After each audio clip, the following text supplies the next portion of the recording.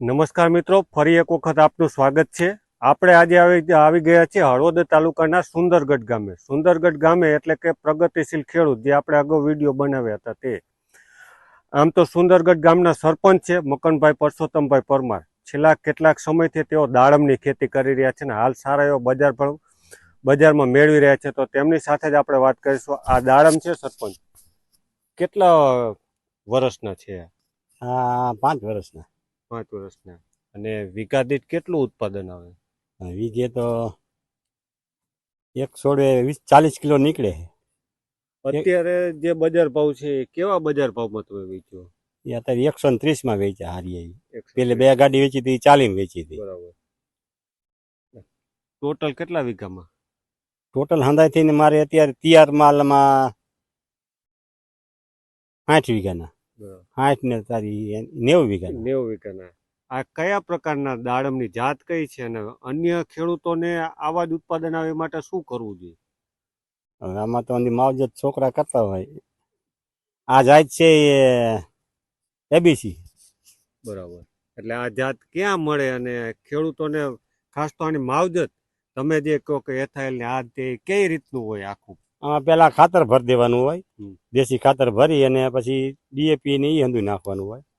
પછી આના 6 મહિનાની ઈથળ મારી હતી, 6 મહિનાની 20 તારીખે. બરાબર. એટલે આમ જે આ દાડમ અન્ય કેટલી આમ જાતો હોય છે આપણે? તમે કહો કે એબીસી છે, તો અન્ય કેટલી પ્રકારના દાડમ અહીંયા વવાતા છે? એટલે મેં 3 પ્રકારના વાયા છે. જૈનના રોપા વાયા છે, પછી શરદ કિંગ વાયા 30 વીઘાના અને 30 વીઘાના આ એબીસી છે. બરાબર. આમાં ત્રણેયમાં ઉત્પાદનમાં કઈ ફેરફાર રહે કે હરખું જ કે કેવું? હજી ઓલા શરદ કિંગ રિયાની હજી નથી ઈસરાયલ મારી. અને આને સમય થયો એટલે એને હજી તો 12 મહિના થયા. બરાબર. બીજા જૈનના છે એ આના જેવા જ દવા થાય. એનું ઉત્પાદન કેવું? એનું આવું જ આવે. આમ કે શાઇનિંગમાં કે કઈ ફેર આવે? શાઇનિંગમાં એ સારા આવે. શાઇનિંગ એટલે શાઇનિંગ સારું હોય. શાઇનિંગમાં જે ઓલા રહ્યા ને જૈનના રોપા, જૈનના ડાયરામાં શાઇનિંગમાં સારું આવે અને એબીસી સાઈઝમાં સારું થાય. બરાબર. એટલે બે વચ્ચે ભાવમાં કઈ અંતર પડે કે? ના, ભાવ તો સરખો જ આવે, જેવો સાઈઝ હોય એવો ભાવ આવે.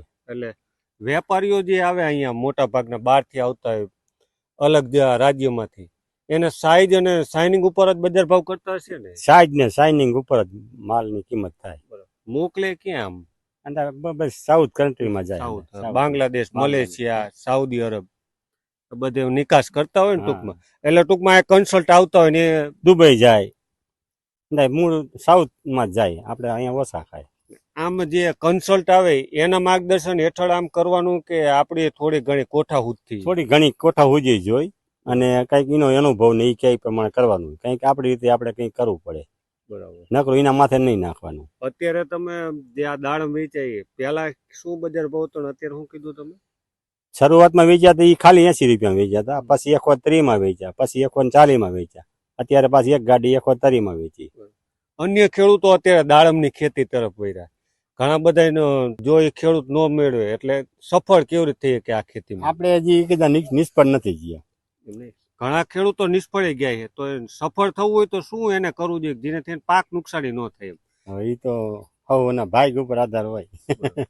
એટલે આપણે વાત કરીએ તો મોરબી જિલ્લામાં લગભગ 5000 હેક્ટરમાં દાડમની ખેતી થાય છે અને તેમાં પણ ખાસ કરીને વાત કરીએ તો લગભગ 4000 હેક્ટરમાં હળવદમાંથી જ ખેતી થાય છે. હળવદની વાત કરીએ તો હળવદમાં 6 થી 7 ખાનગી માર્કેટિંગ યાર્ડ આવેલા છે અને તેનાથી પણ ખેડૂતો સારો એવો બજાર ભાવ મેળવે છે.